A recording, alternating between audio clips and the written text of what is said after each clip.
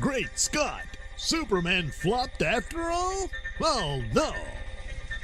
Well, that's what we're hearing.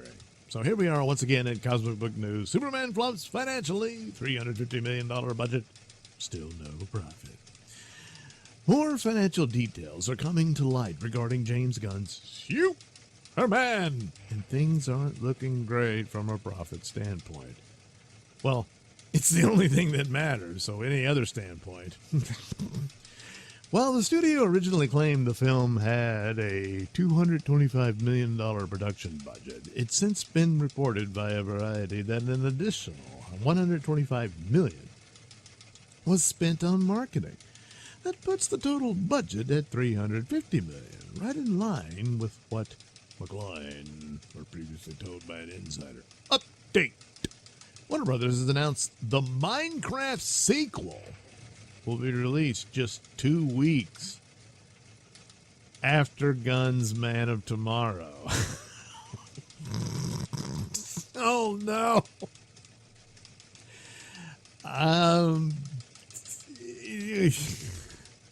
They don't have any faith in it. I guess they're just running out the clock on it already. Oh man.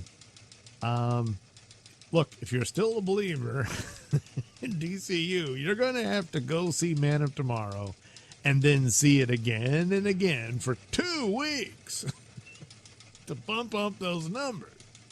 Because Minecraft was a big hit. Yeah. So the sequel's probably going to do. And they're saying, yeah, we'll make more money off of that than Superman.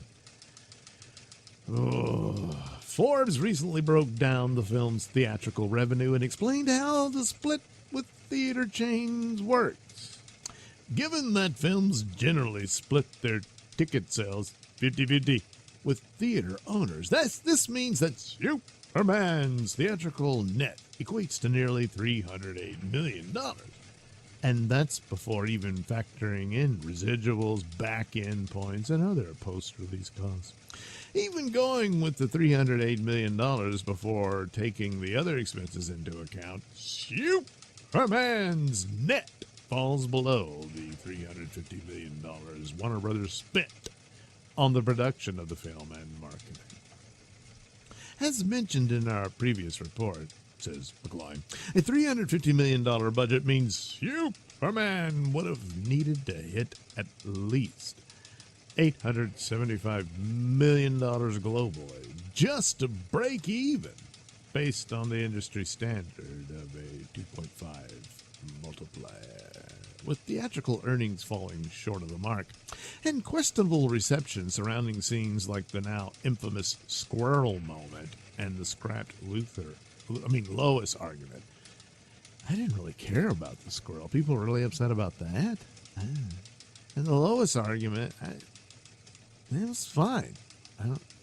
It's clear that Superman may already be one of the biggest financial risks in Gunn's new DCU. I mean, the most controversial thing was the business with Jor-El, and then Luthor just flat out murdering this guy right in front of Superman. Shot the dude in the face. I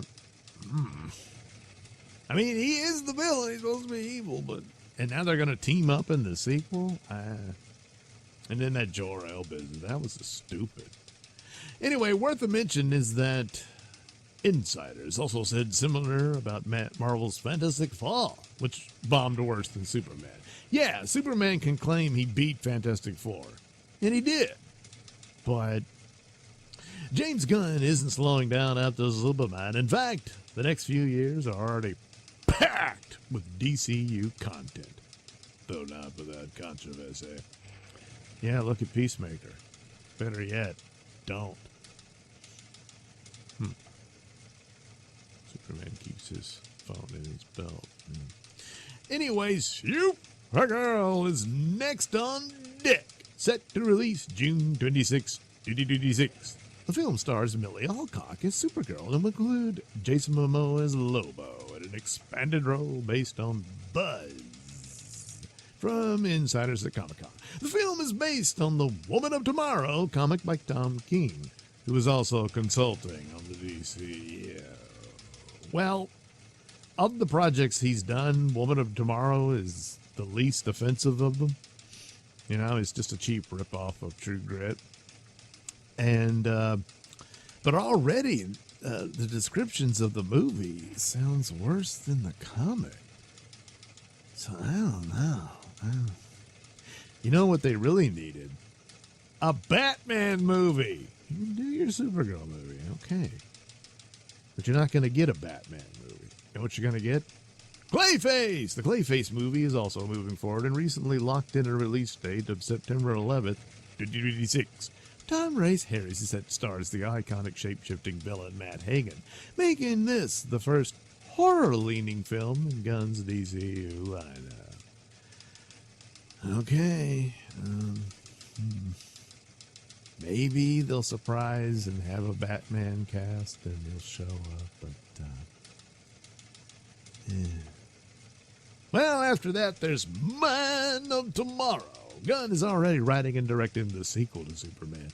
It's not really a sequel. Peacemaker Season 2 is the sequel. Shut up about that. You want this to be the sequel. If you want any hope for anything, I don't know.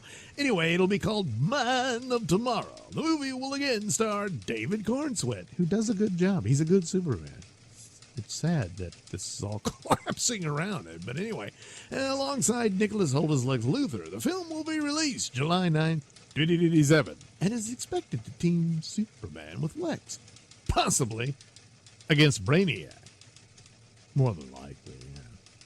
So Peacemaker Season 2 wraps up. Yeah, it did. I've already seen it. Ugh.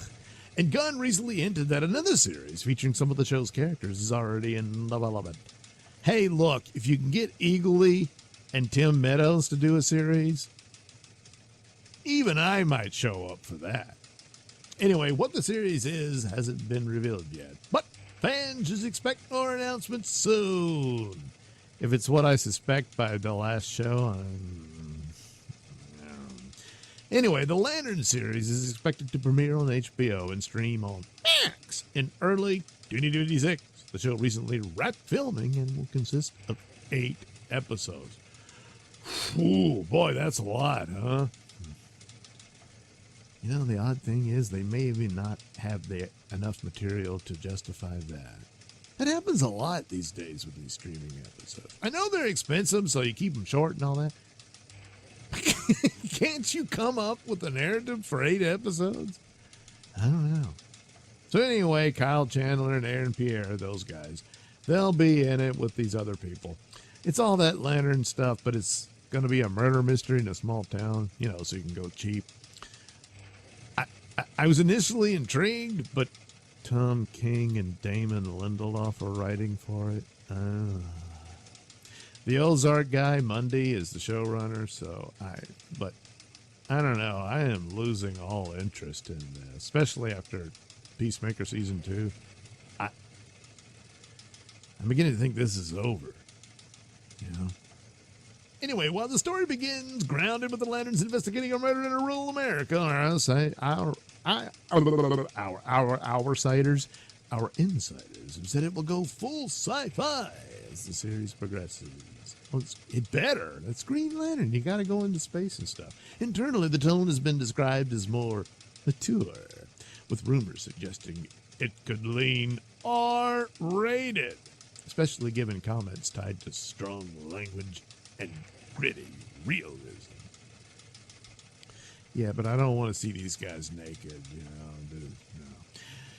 Despite the packed slate, Gunn's DCU continues to be divisive.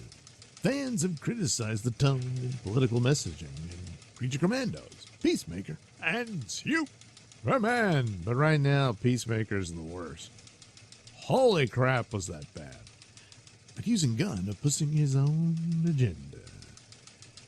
Well, you know, he's one of these guys who's brilliant in his craft, but an idiot in everything else. And he doesn't understand where he is and what the time is either. And it will bite him on the ass if it hasn't already. Meanwhile, things aren't exactly stable behind the scenes either. Warner Brothers Discovery, which owns DC, is rumored to be on the market. Oh, it is. Potential buyers include Netflix, Paramount, Skydance, which could shake up everything again. Yeah. Well, that's what happens when things don't run smoothly, you know. I mean, really, this whole sale of Warner Brothers is still making up for the crappy leadership it had before Zaslav. So, you know, go figure. But anyway, there you go. Oh boy, is it quite the mess. And it's too bad. Corn Sweat's, he's a good Superman, you know. That's what I've liked, all the Supermen that we've had in recent years. I certainly liked Cavill. I was hoping he'd get another shot at it. Brandon Routh was good. He was good as Superman. He had a crappy movie. Probably the worst of the three here that you can reference for Superman movies. But I don't know. Is Superman cursed? Well, I don't know. Maybe Man of Tomorrow will burst on the scene and just be so damn awesome.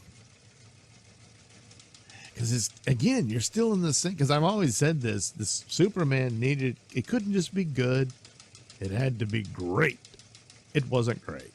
It had some good to it, and I just left it thinking, well, I guess it was all right, you know. And now you're still there. So now Man of Tomorrow has to be great, you know, like Tony the Tiger said. But at best, it might be good. So, then of course the sale happens and all that.